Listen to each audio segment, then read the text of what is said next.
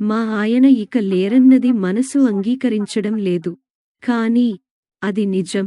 బుద్ధికి తెలుస్తోంది. పెద్దబ్బాయికి ఫోన్ చేశాను. వెంటనే బయలుదేరుతానన్నాడు. ఎంత వెంటనే బయలుదేరినా వాడు వచ్చేటప్పటికి 2 రోజులు పడుతుంది. వాడు అమెరికా వెళ్ళనన్నాడు. నేను మా ఆయన బలవంతంగా పంపాం. చాలామంది వెళ్ళి సంపాదించుకుంటున్నారు.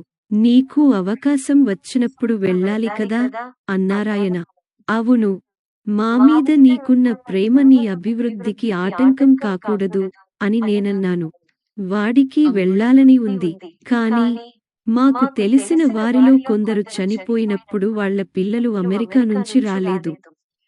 పున్నామ నరకం తప్పించని కొడుకు ఉన్నా లేకపోయినా ఒకటే అని వాళ్ల బంధువులు అనడం వీడు 1-2 చోట్ల విన్నాడు. వాటిని గుర్తు చేస్తూ తాను వెళ్ళనన్నాడు. మాకు ఆ నరకం తప్పించడానికి స్వర్గం కాబోతున్న నీ భవిష్యత్తును నీ భార్యాపిల్లల భవిష్యత్తును త్యాగం చేయకూడదు. నీ త్యాగాన్ని మేము అంగీకరించడం మా స్వార్థం అవుతుంది. పిల్లల సుఖసంతోషాల కన్నా తల్లిదండ్రులకు గొప్ప స్వర్గం ఏముంటుంది? కష్టసుఖాలు పక్కపక్కనే ఉండటం సహజం కాబట్టి భూలోకంలో ఈ స్వర్గం అనుభవించి తర్వాత ఆ నరకానికి వెళతాంలే అని నవ్వారాయన. నేను శృతి కలిపాను. మీకు ఏ కాస్త నలతగా ఉన్నా నాకు ఫోన్ చేయాలి. ఎంత పనున్నా వదిలేసి వచ్చి చూసి వెళతాను. అందుకు మీరు ఒప్పుకుంటేనే వెళతాను. మేము సరే అన్నాం. వాడు వెళ్ళాడు. ప్రతి సంవత్సరమూ వచ్చి చూసి వెళుతున్నాడు. చిన్నోడు బెంగుళూరులోనే ఉంటాడు. వాడు ఆ ఒక్కసారి రావడానికి ఇబ్బంది పడుతుంటాడు. అమెరికా నుంచి అన్నయ్య వస్తుంటే పక్క రాష్ట్రంలో ఉండి నేను రాకపోతే మీరు ఫీలవుతారని పనులన్నీ మానుకుని రావలసి వస్తోంది అంటాడు. వాడేమన్నా మాకు ముద్దే. చిన్నపిల్లాడనే ఆలోచనలోనే ఉండేవాళ్లం. అంతేనా? ఇంకేమన్నా ఉందా అని ఆటపట్టించేవారు ఆయన. అందుకో కారణం ఉంది. మాకు పెళ్ళై 4 ఏళ్లైనా పిల్లలు కలగక ఓ లేడీ డాక్టర్ని కలిశాం. నాకు గర్భసంచి సరిగా అమరిలేదని చెప్పింది.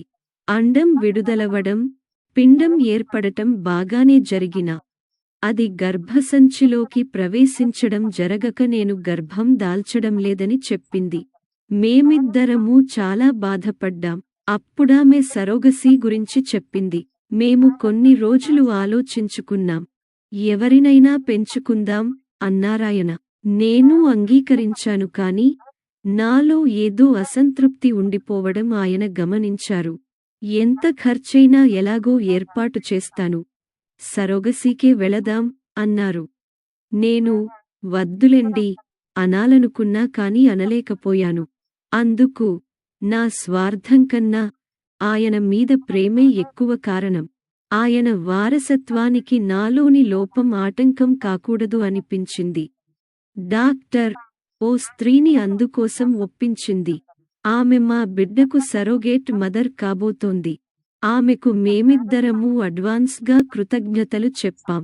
నా నుంచి అండాలనూ ఆయన శుక్రకణాలనూ డాక్టర్ తీసుకుంది.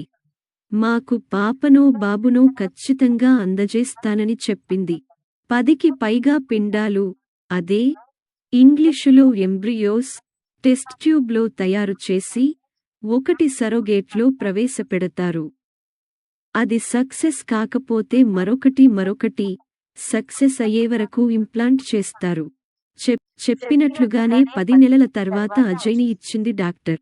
మా బిడ్డను తన గర్భాన మోసిన స్త్రీమూర్తికి అగ్రిమెంట్లో ఉన్నదానికన్నా ఎక్కువ ఇచ్చి మనసా వాచా కృతజ్ఞతలు తెలిపి పంపాం. ఆమెను గర్భాన్ని అద్దెకిచ్చిన స్త్రీలా కాకుండా మా పాలిట దేవతలా భావించాం. డాక్టర్ అసాధ్యమని చెప్పింది. అజయ్ ఇంటికి వచ్చిన సంవత్సరం తర్వాత సాధ్యమైంది. ఆమె తప్పు చెప్పింది అన్న దానిమీదకన్నా అజయ్ ఇంటికి వచ్చిన వేళ విశేషం మీదే నా దృష్టి ఎక్కువ పడింది.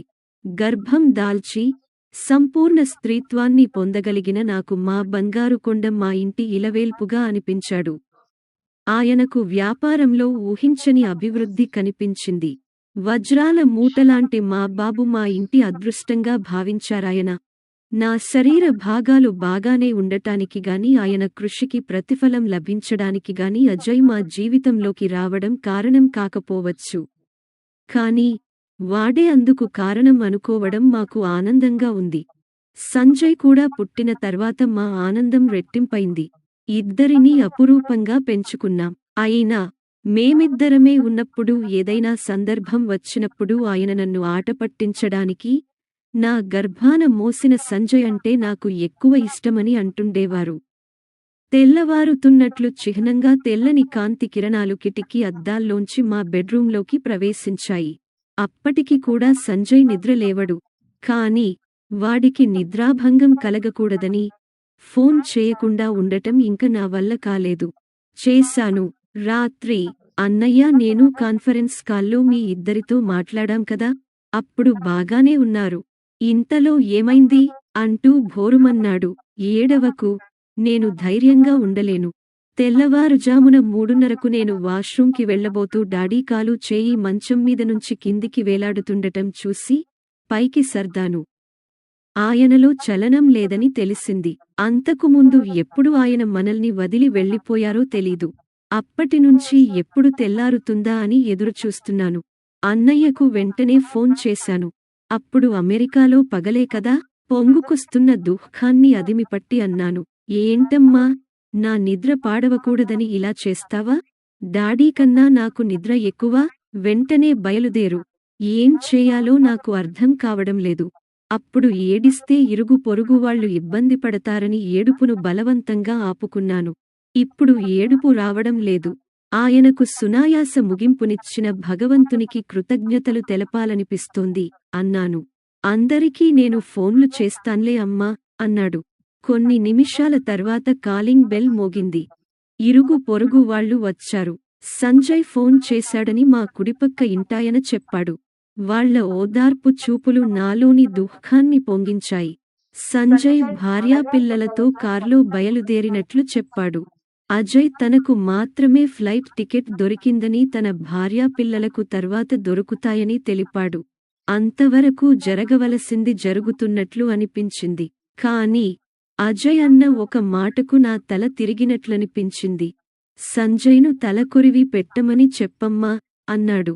అన్నయ్య ఏంటమ్మా, నన్ను తలకొరివి పెట్టమంటున్నాడు? కొన్ని నిమిషాల తర్వాత సంజయ్ కాల్ చేసి అడిగాడు. ఇంటికొచ్చిన తర్వాత మాట్లాడదాం అని మాత్రమే ఇద్దరితో అనగలిగాను. 2 ఏళ్ల క్రితం ఆ లేడీ డాక్టర్ చెప్పింది ఆయన అజయ్తో చెప్పుంటారా అనిపించింది. ఖచ్చితంగా చెప్పుండరని నాకు నేనే సమాధానం చెప్పుకున్నాను. ఆయన పార్థివ శరీరం పాడవకూడదని ఫ్రీజర్ బాక్స్ తెప్పించి అందులో పెట్టించారు.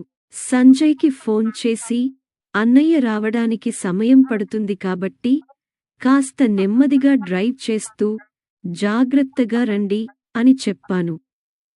తలకొరివి పెట్టేది అజయ్యే అనే అర్థం ధ్వనించేలా పలికాను. పిల్లలిద్దరితో ఆయన స్నేహితులు మాట్లాడుతూనే ఉన్నారని వాడి మాటల ద్వారా తెలిసింది. ఇక్కడ జరుగుతున్నవన్నీ వాళ్లకు తెలుస్తున్నాయి. వాళ్లు చెప్పేవి వీళ్లు చేస్తున్నారు.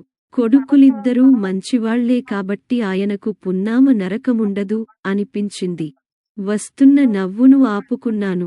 ఎంత చదువుకున్నా మన సంప్రదాయపు ఆలోచనలు పోవు అనుకున్నాను. ఆయనకు ఏదైనా నరకం తప్పిందంటే అది ఏ అనారోగ్యంతోనో నెలలు సంవత్సరాలు మంచంలో గడపకపోవడమే. మంచి కొడుకులను కలిగి ఉండటమే అందుకు కారణమేమో. పూం అనే పేరుగల నరకాన్ని పున్నామ నరకం అంటారని ఎవరో ప్రవచనకర్త చెప్పగా విన్నట్లు గుర్తు. దాని అర్థం కూడా జ్ఞాపకమొస్తోంది. మరలా జన్మించి మళ్లీ మరణించడమే ఆ నరకమట. పుత్రుడు పుడితేనే సరిపోదట. ఆ కొడుకు సత్కర్మలను ఆచరించేవాడైతేనే ఆ నరకం తప్పుతుందట. అటువంటి పుత్రుడు తమ దహన సంస్కారాలు నిర్వహించాలని తల్లిదండ్రులు కోరుకుంటారు. అటువంటి పుత్రికైనా ఫర్వాలేదు. స్త్రీకి నెలకొకసారి కలిగే ఇబ్బంది వల్ల ఆ సమయంలో ఇటువంటివి చేయలేక ఇబ్బందిపడతారని అప్పటి పండితులు పుత్రికల ప్రస్తావన తేలేదు. టెక్నాలజీ ఇంత డెవలప్ అయిన తర్వాత స్త్రీలకు అది అంత ఇబ్బంది కావడం లేదు. ఉత్తమ పుత్రికను కలిగినవారు కూడా ఆ నరకాన్ని తప్పించుకోగలరు. ఉత్తమ దత్తత బిడ్డలున్నా సరిపోతుందని శాస్త్రం చెబుతోంది. సంతానం లేనివారు అనాథాశ్రమం నుంచి పాపనో బాబునో దత్తత తీసుకుంటే వాళ్లకు తల్లిదండ్రుల ప్రేమ దక్కుతుంది. వీరికి పున్నామ నరకం తప్పుతుంది. అందుకే ఆయన దత్తత తీసుకుందామన్నారని నాకిప్పుడు అర్థమవుతోంది. నాక్కూడా ఆ నరకం ఉండదు. ఎందుకంటే వాళ్ళు నాక్కూడా కొడుకులే కదా. పుడితే మేము ఇద్దరమూ మళ్ళీ పుట్టాలి, లేకపోతే ఇద్దరమూ పుట్టకూడదు.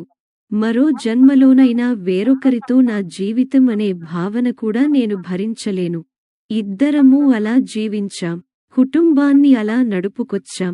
సంజయ్ వచ్చిన తర్వాత ఏవో జాగ్రత్తలు చెప్పి ఆయన స్నేహితులు వెళ్లారు. దూరపు బంధువులు కూడా రేపు వస్తాం అని బయలుదేరారు. దగ్గర బంధువులు రాత్రి ఇక్కడే బస చేశారు. మర్నాడు సాయంత్రానికి అజయ్ వచ్చాడు. సంజయ్ నన్ను ఓ గదిలోకి తీసుకెళ్లాడు. నేను మొదటిసారి అమెరికా వెళుతున్నప్పుడు నన్ను తన గర్భాన మోసిన అమ్మ దుబాయ్ ఎయిర్పోర్ట్లో కలిసింది. అక్కడ పనిచేస్తోందట. కొన్ని రోజులు కుటుంబంతో గడిపి వెళ్లడానికి ఇండియాకి వస్తోందట. అనుకోకుండా నా పర్సులో నీ ఫోటో చూసి నన్ను గుర్తుపట్టింది. సరోగసీ నిర్వహించిన డాక్టర్ చేసిన తప్పు నాకు చెప్పింది. ఆ డాక్టర్ వేరే డాక్టర్తో మాట్లాడుతుంటే విన్నదట.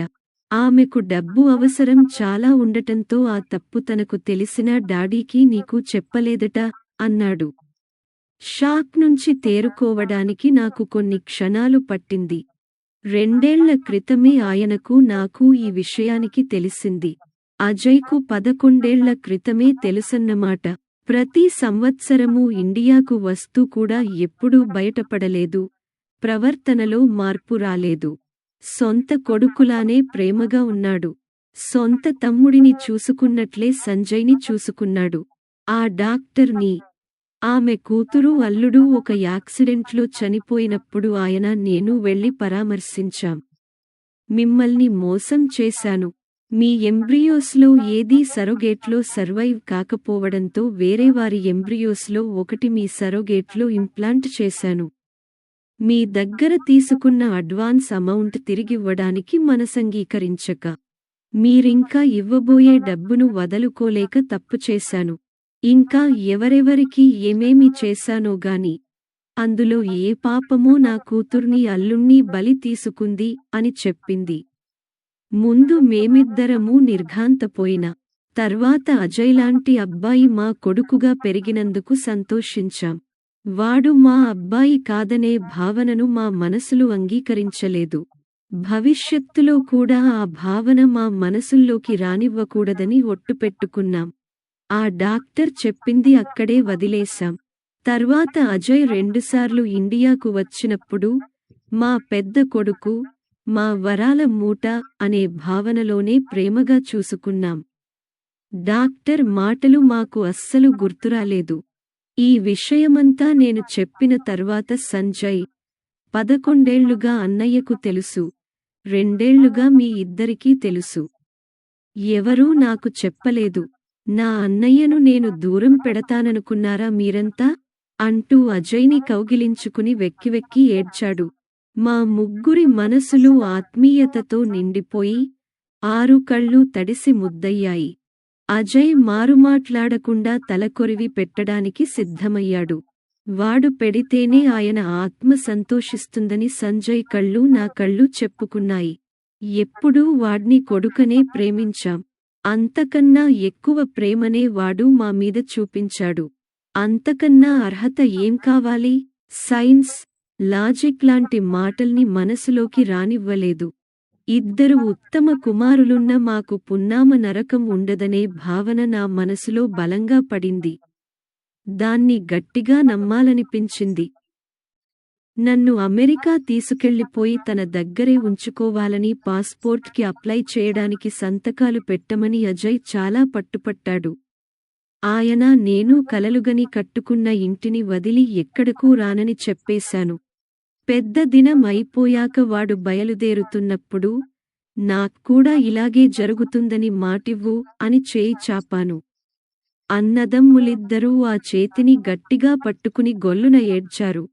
మమ్మల్ని చూసినవారు, రెండేళ్ల క్రితం డాక్టర్ చెప్పింది దుబాయ్ ఎయిర్పోర్ట్లో సరోగేట్ మదర్ చెప్పింది నమ్మరు. మమతలకు రక్త సంబంధం అవసరం లేదని తెలిసినవాళ్లు మాత్రమే మా ప్రేమానుబంధాన్ని నమ్ముతారు. ఈ కథ మీకు నచ్చినట్లయితే లైక్ చేయండి, కామెంట్స్ పెట్టండి. ఇంకా మీ బంధుమిత్రులకి షేర్ చేయండి. ఛానల్‌ని మొదటిసారిగా చూస్తున్నవారు సబ్స్క్రైబ్ చేసుకుని, గంట పైన నొక్కి ఆల్ ఆప్షన్ సెలెక్ట్ చేసుకొని మమ్మల్ని ప్రోత్సహించండి.